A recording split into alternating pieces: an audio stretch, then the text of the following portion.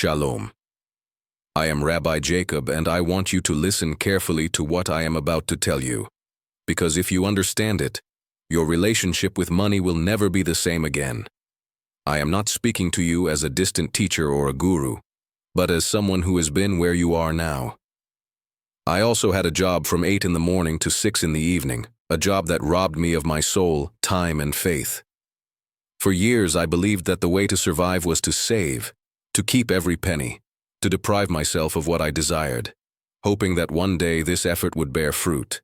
But that day never came. Before continuing, let me tell you something important. I am on a mission to reach 10,000 souls before the end of this year. Every soul reached is a seed of light in the midst of darkness, one more family rising out of poverty and stepping into purpose. There is a phrase in the Torah that completely transformed my way of thinking. Adonai Elohe hanoten lejak lasot jail. Because Adonai your God gives you the power to make wealth. It doesn't say that he gives you the wealth, it says he gives you the power.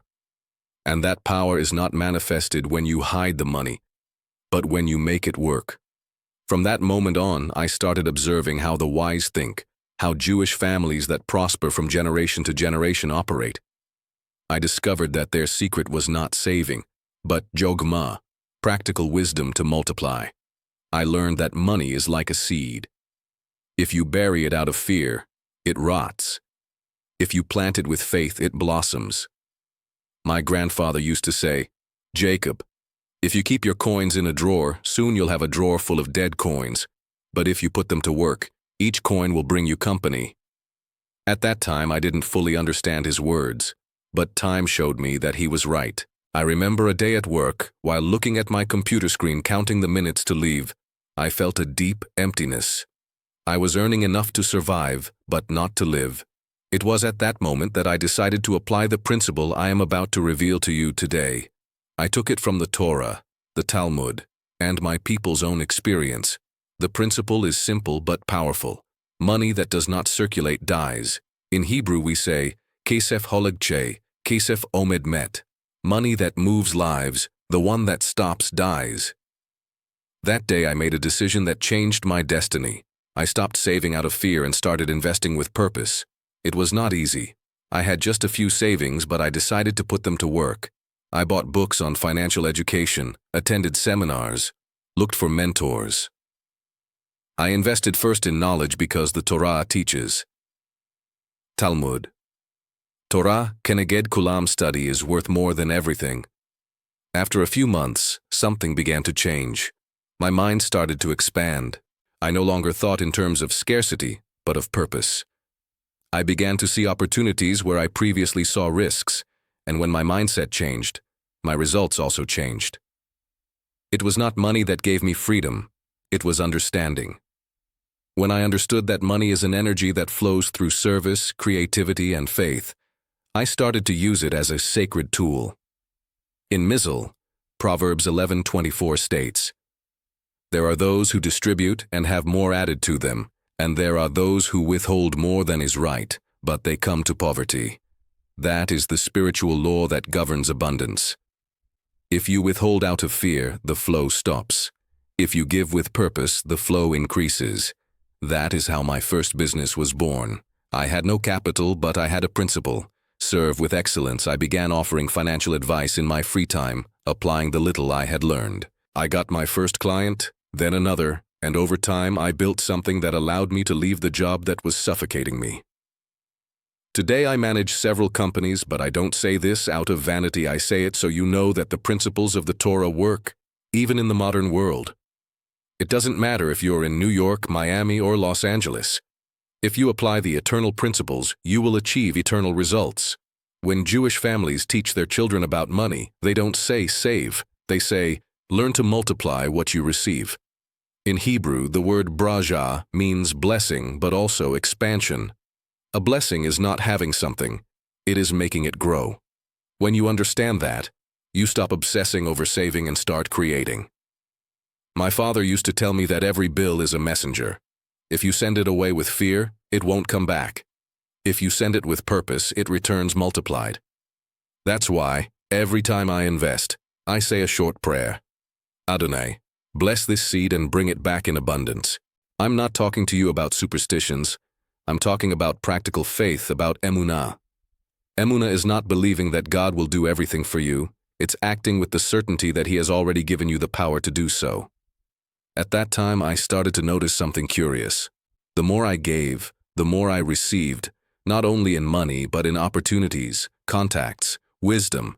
Tzedakah became my philosophy of life. It's not about giving gifts, it's about balancing. The Torah teaches that the universe is sustained by giving and receiving. If you only take, the flow is interrupted. If you only give without purpose, you empty yourself. But if you give consciously, you activate the wheel of abundance. I remember a woman named Miriam. She had 3 jobs and still couldn't make ends meet. She told me, "Rabbi, I save everything I can, but something is always missing." I asked her, "What do you invest in?" She looked at me confused. "I can't invest. I barely survive." I replied, "That's why you're not progressing, because you haven't sown your seed yet." I taught him the principle of the 3 parts. 1/3 for your needs, 1/3 to invest, and 1/3 to bless. He started with little, but he set it in motion. He bought materials to make desserts and sell them in his community. In 6 months, his income doubled. In a year, he left 2 of his 3 jobs. Today, he owns a bakery that employs 5 people. That is the power of the spiritual law. What moves, grows. When I started, I was afraid. I won't lie to you. I was afraid of losing, afraid of failing, afraid of having nothing. But I remembered what Psalm 112 says. "Blessed is the man who fears the Lord, who delights greatly in His commandments. Wealth and riches are in his house, and his righteousness endures forever." The proper fear does not paralyze, it propels. Reverent fear of God reminds you that money is not your master, but your tool. And then I understood something deeper. Money obeys the mindset of the one who possesses it. If your mind is dominated by fear, money will flee. If your mind is guided by purpose and gratitude, money will come to you.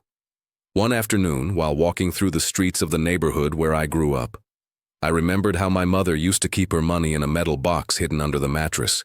She believed that this protected it, but when inflation arrived, that money lost its value. It wasn't her fault. It was the fear-based mentality she had been taught. I decided to break that chain. I took every dollar and gave it a purpose, not a consumption destination, but one of growth. I started supporting small businesses, creating jobs, teaching what I had learned. And in that process, I discovered something surprising. Abundance is not about accumulating, it's about contributing. If today you have a savings account that gives you less than 1%, you're losing money. What you think protects you is slowly stealing from you. Inflation is not just economic, it's mental. If you don't grow, you regress. That's why I tell you, stop saving out of fear and start investing with faith. Remember this. Money is a servant, not a master. If you don't control it, it will control you. And to control it, you need knowledge, discipline, and purpose. A few years ago, in a synagogue in New York, I gave a talk on spiritual prosperity. At the end, a young man approached me and said, "Rabbi, I am afraid to invest because I might lose everything." I replied, "If you don't invest, you've already lost it." Fear paralyzes, action liberates, and guided action by wisdom produces abundance. The Torah says in Ecclesiastes 11:1, "Cast your bread upon the waters, for after many days you will find it." That is the perfect metaphor for investment. What you give to the flow returns multiplied, but if you never cast it into the water, it never returns. I lived years without understanding this, until one day I told myself, "Jacob, what are you waiting for? The perfect moment, the ideal salary, someone else's advice."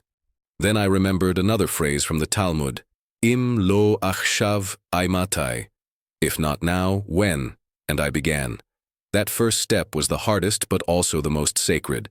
My first investment was small. I partnered with a friend who sold items online.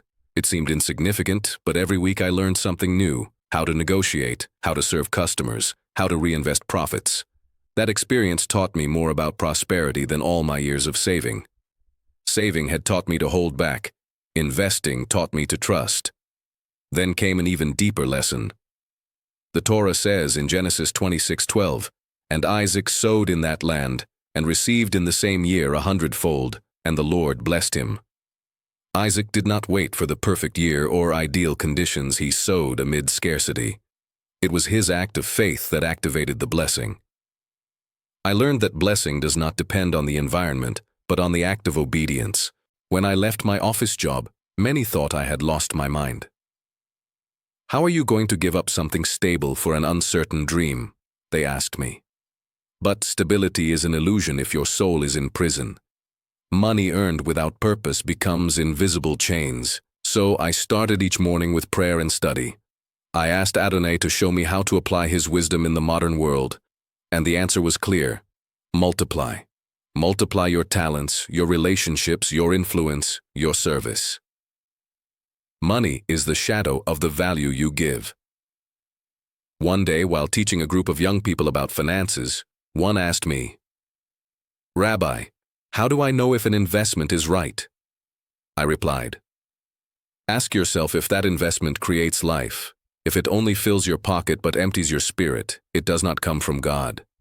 If it blesses others, improves your environment, and gives you peace, then you are aligned with the purpose. That is the difference between worldly wealth and the wealth of Braja. The wealth of the world promises power. The wealth of the Braja brings purpose."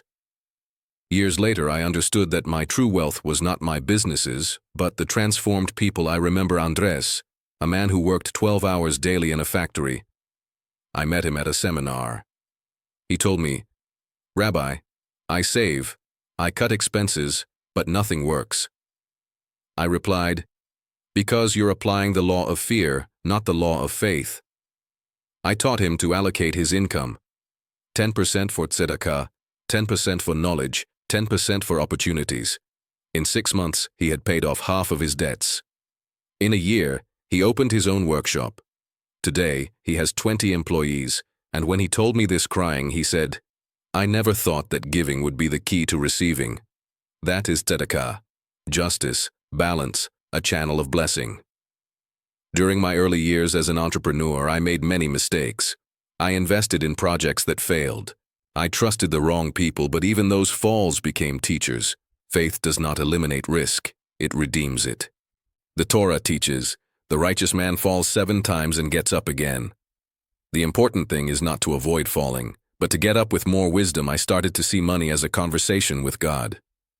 Every financial decision became a prayer. Before signing a contract, I would say, "Adonai, if this brings light, let it prosper. If not, close the door for me." That simple practice saved me from countless mistakes. Prosperity without purpose is just decorated exhaustion.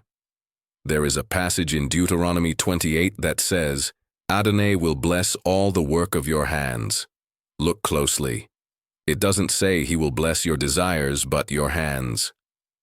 Prayer opens the door, but action crosses it. That was the difference between the employed Jacob and the entrepreneurial Jacob. Do not settle for just surviving. You were created to flourish. One day, walking in Jerusalem in the Mahane Yehuda market, I met an elderly man selling spices. I asked him how he maintained his joy. He told me, "Because every day I trust that Adonai will bring the right customer." He did not measure his worth by numbers, but by purpose. That touched my soul. When I started my second company, I made the mistake of obsessing over profits. I worked tirelessly, and although the money came, peace left. One night, exhausted, I opened the Torah seeking comfort, and my eyes stopped at Tehillim 127:2. "It is vain for you to rise early, to sit up late, to eat the bread of anxious toil, for he grants sleep to those he loves." I understood that true wealth includes rest. I learned to work with spiritual rhythm: 6 days of action, 1 of rest. That balance gave me more productivity than years of excessive effort. Prosperity without purpose is just disguised exhaustion. That is why I teach that money has 3 sacred purposes: to sustain, to expand, and to bless. If your money does not fulfill all 3, it is misaligned. To sustain is to meet your needs with gratitude. To expand is to invest in something that multiplies life. To bless is to share with others to maintain the divine flow. When you apply these three keys, the doors of heaven open. A wise man once told me, "Jacob, if you don't give direction to your money, it will take its own course." Money without purpose ends up serving the ego. Money with purpose becomes worship. And there is something I want you to deeply ingrain. Abundance does not come to fill you, it comes to reveal you. It shows you who you are when you have the capacity to decide. If you use wealth to serve, you will grow. If you use it to boast, you will lose yourself. I have seen many wealthy men become poor in purpose, and I have seen humble people live with a joy that no million can buy. The Torah teaches balance. It says in Proverbs 38:9, "Give me neither poverty nor riches, lest I be full and deny you, or be poor and steal." The wise person does not seek excess, they seek purpose. Then every dollar becomes sacred.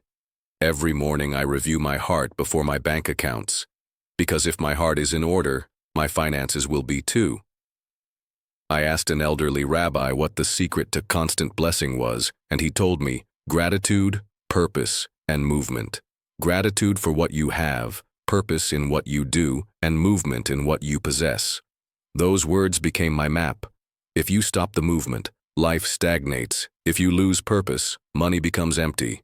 If you forget gratitude, blessing fades. So if you are saving every penny with fear, if you feel money slipping through your fingers like water, breathe. Within your hands, there is no lack. There is power.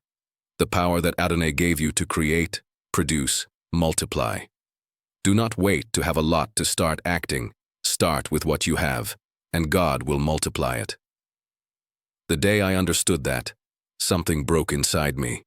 It was as if an invisible wall of scarcity fell. I realized that it was not the lack of opportunities that held me back, but the lack of faith in what I already possessed.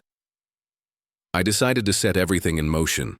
I sold things I didn't need, freed up stagnant money, and transformed it into seed. That word changed my financial vocabulary. Seed. A seed is not kept, it is sown. A seed is not feared, it is trusted. And when it falls on good soil, it multiplies its essence. I first invested in knowledge, then in relationships, and later in small projects.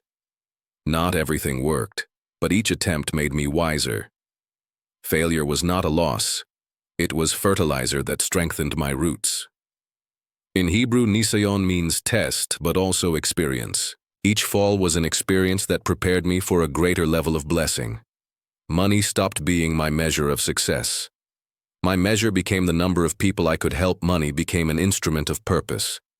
Heaven does not measure prosperity by numbers, but by impact.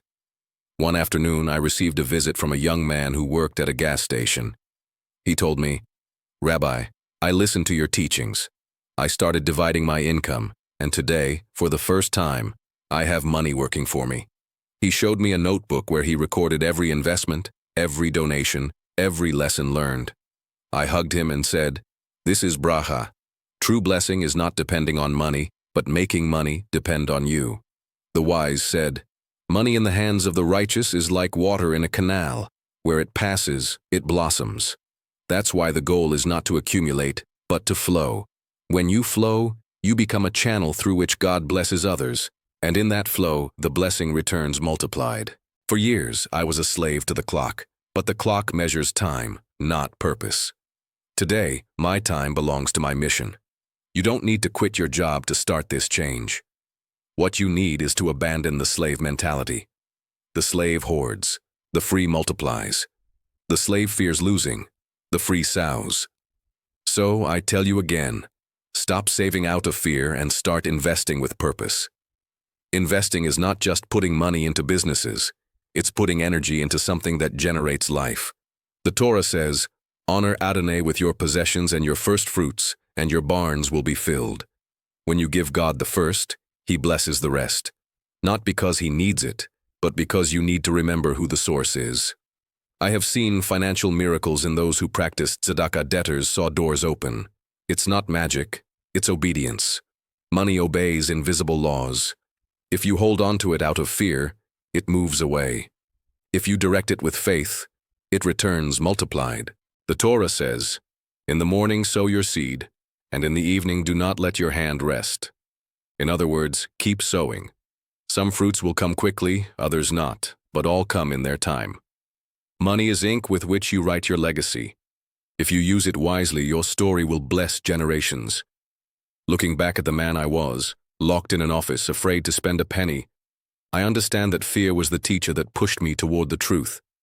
If I hadn't felt that anxiety, I would never have sought freedom. The Torah says, "Why do you cry out to me? Tell the people to march forward. Stop waiting and move ahead. Stop saving the little you have and let it flow with faith. Because blessings come to those who walk." I want you to make a decision today. Think about that money stored away without purpose. It doesn't matter if it's a lot or a little. Ask yourself what seed you could plant with it. Maybe a course, a tool, an investment. Help for someone, do it with intention. Name it your first seed of faith. When you plant it, say, "Blessed are you, Adonai, who brings forth bread from the earth." Bread does not appear out of nowhere. It appears when someone sows, waters, and trusts. I planted my seed when everyone called me crazy. Today I am grateful for believing more in the promise than in fear. You don't have to believe me. Just try it 90 days. Faith, purpose, movement. I have seen people with an idea build a business. I have seen single mothers prosper from their kitchens. I have seen young people leave the streets to start their ventures. None expected to have everything. They all started with what they had. Because God does not bless waiting, He blesses movement. If you feel you've tried everything and nothing works, listen to this. There is still seed in your land. There is still purpose in your life. There is still time to bloom. As long as you have breath, you can create. As long as you have faith, you can multiply. Stop looking back.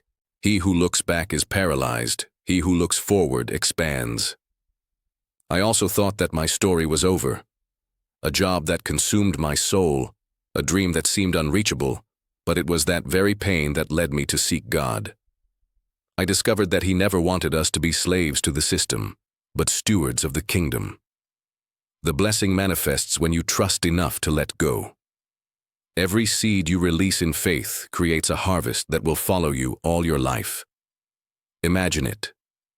A debt-free home, a prosperous business, a secure future for your children. It all begins with a decision to stop holding back and start flowing. Make a pact with God. Adonai, my money will have purpose, and you will see how everything changes. I have seen people start with nothing and end with testimonies that glorify heaven because the power to acquire wealth is not in the bank, it is in you. The Torah clearly states, "For Adonai your God gives you the power to make wealth." That power is in your mind, your faith, your hands. Use it. Don't bury it. Don't fear it. And when God prospers you, don't forget the source. Lift others up. Teach, inspire. The blessing that is shared multiplies. Make your prosperity a silent preaching. Let your deeds speak. Let those who look at you say, "There goes someone who understood the law of heaven." And when you reach the end of your days, do not measure your success by figures, but by lives. The Torah says, "The good will leave an inheritance to the children of their children." It doesn't say money, it says heirs. The best legacy is not what you leave for your children, but what you leave in your children. Teach them to trust, to create, to give, to serve. Teach them that money is not stored, it multiplies. That blessing is a flow, not a deposit. And if one day they ask you what your secret was, tell them the truth, that you stopped saving out of fear and started investing out of faith. I am a witness. I have seen it in my life, in my family, in my disciples, and now I want to see it in yours. Rise up. Do something today. Call. Learn. Invest, sow. Act. Blessing does not visit those who think about it, but those who practice it. Move it with faith, with purpose, and with love, and you will see how the abundance of Adonai fills your house and your generations. May the God of Abraham, Isaac, and Jacob give you vision to dream, hands to work, and a heart to give. May everything you touch prosper, not only for you, but for those around you. Shalom, my dear brother, my dear sister. May this word be the key to your new season. Remember, you were not created to survive. You were created to flourish. Shalom.